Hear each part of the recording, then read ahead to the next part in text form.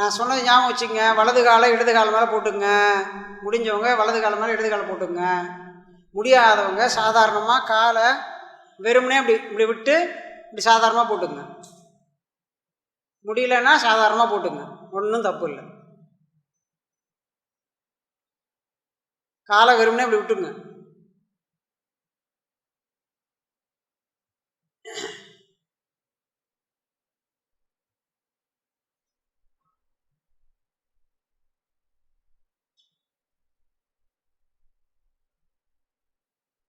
அடுத்து கையை சாதாரண முன்னாடி நீட்டி, கையை முன்னாடி நீட்டுங்க. முன்னாடி நீட்டி முன்னாடி இப்படி குனிஞ்சு எழுந்திரிங்க. நல்லா அப்படி குனிஞ்சு எழுந்திரிச்சிங்கன்னா முதுகு தண்டு நிமிரும். அப்படி உட்காரும் பொழுது இப்படி குனிஞ்சு நிமிர்ந்தீங்கன்னா முதுகு தண்டு நிமிரும் நல்லா.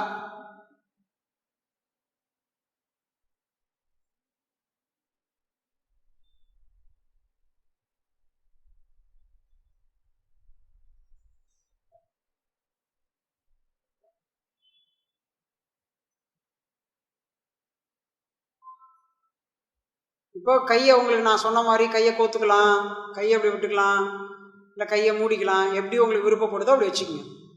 சாதாரணமாக அப்படி கீழே விட்டாலும் விட்டுக்கலாம். முத்திரை பிடிக்கிறதுனாலாம் இது நடக்கும் அது நடக்கலாம்னு நினைக்காதீங்க. முத்திரைக்கெல்லாம் பொருள் உண்டு, வேற ஒன்றும் கிடையாது. நல்லா பார்த்தீங்க அப்படின்னா இந்த கட்டவரல் இருக்கு பாருங்க, இது ஜீவாத்மான்னு பேர். அதனால தான் கிருஷ்ணர் இப்படி பிடிச்சிருப்பார், பார்த்துருக்கீங்களா? ஏன் மற்ற 3 விரல் இருக்குது, இந்த விரலில் விட்டுருக்க வேண்டியதானே? இல்லை இந்த விரல் இல்லை, இந்த விரலில் விட்டுருக்கலாம்ல. பாருங்க, இப்படி தான் வச்சுருப்பார் கிருஷ்ணர்.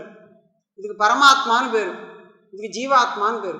எவ்வளோ முயற்சி எடுத்தாலும் ஜீவாத்மா பரமாத்மாவை அடையவே முடியாது. உங்கள் பக்கத்தில் இருக்கிற கட்டை விரலால் இது இந்த இந்த முனையை தொடுங்க பார்ப்போம். நேராக தொட முடியுமா? முடியாது.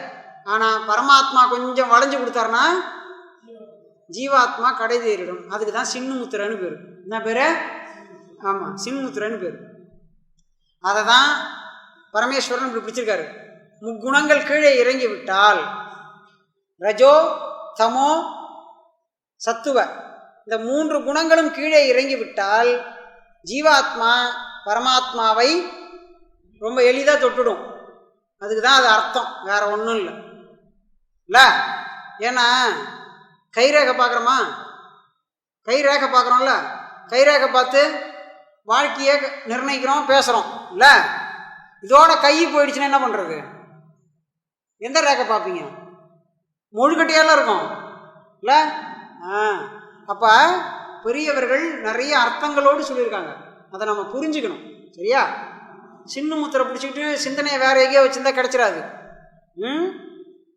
அதான் அர்த்தம். இப்படி கையே கோத்துக்கலாம், உங்களுக்கு எப்படி விருப்பமோ அப்படி வச்சுக்கோங்க. வச்சுக்கிட்டு மெல்ல கண்ணை மூடி ஒரு முறை உங்களை சுற்றி பார்க்கணும்.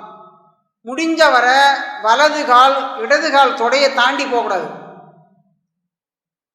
தொடை மேலே தான் இருக்கணும். தொடையை தாண்டினா அதுக்கு சித்தாசனான்னு பேர், வேற நிலை அது. அதை போடக்கூடாது, குறுக்கு பிடிச்சிக்கும். எடுத்த உடனே அதெல்லாம் பண்ணாதீங்க. போட்டு ஒரு முறை மனசால உங்கள் சிந்தனையால் உங்கள் உடம்பை ஒரு முறை பாருங்கள், ஒரு ரவுண்டு பாருங்கள். அப்படி கண்ணை மூடி உங்கள் உடம்பையே நீங்கள் அப்படியே கவனமாக பார்க்குற மாதிரி பாருங்கள். என்ன ட்ரெஸ்ஸு போட்டிருக்கீங்க, கால் எப்படி இருக்குது, கை எப்படி இருக்குது, அப்படிலாம் பாருங்கள்.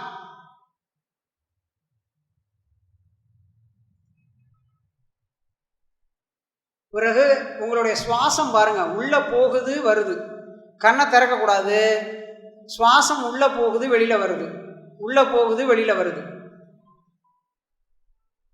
நீங்கள் அதை சற்று சும்மா கவனிச்சா போதும். ஜஸ்ட் லிசனிங், அவ்வளோதான். நீங்கள் வேகுன்னு மூச்சை பிடிச்சி இழுத்து வெளியே விட வேண்டிய அவசியம்லாம் இல்லை.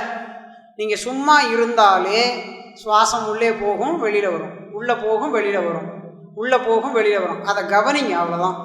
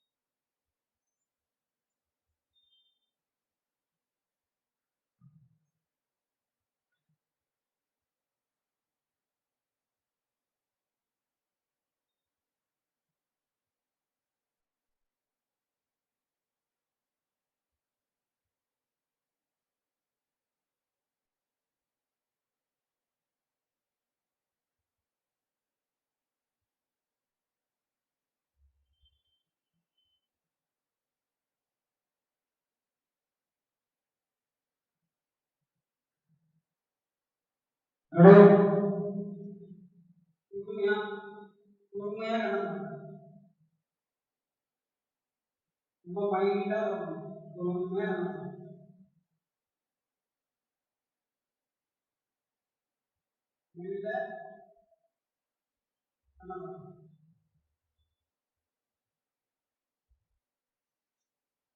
இந்த சுவாசம் என்னென்ன பண்ணுது பாருங்க. சுவாசம் சில பேருக்கு என்ன ஆயிருக்குன்னா அடிவயிறு வரைக்கும் போய் அப்புறம் வந்துடும், அப்புறம் நல்ல கட்டுப்பாட்டுக்குள்ள வரும். சிலருக்கு ஹிருதயஸ்தானத்திலேயே ஆரம்பிச்சிடும். சுவாசம் குறையுது தெரியுதா? ஆண்கள் வாங்க, சுவாசம் குறைகிறது தெரியுதா?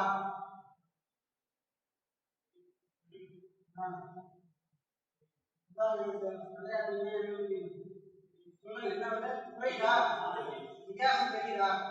சுவாசம் குறையுது தெரியுதா? இந்த பிராணம் கொஞ்சம் கொஞ்சமா அடங்கி என்ன ஆகும் அப்படின்னா உள்கதின்னு பேரு. இந்த நாவி கமலத்துக்கும் உச்சிக்குழிக்கும் ஓட ஆரம்பிக்கும். அப்புறம் இந்த இடத்துக்கும் உச்சிக்கும் ஓடும். அப்புறம் உச்சியில போய் நின்றுடும். அப்படி நிற்கும் பொழுதுதான் சகஸ்காரம் என்று சொல்லக்கூடிய இடத்துல உங்களுக்கு புதுமையான அனுபவங்கள் வரும். அந்த அனுபவம்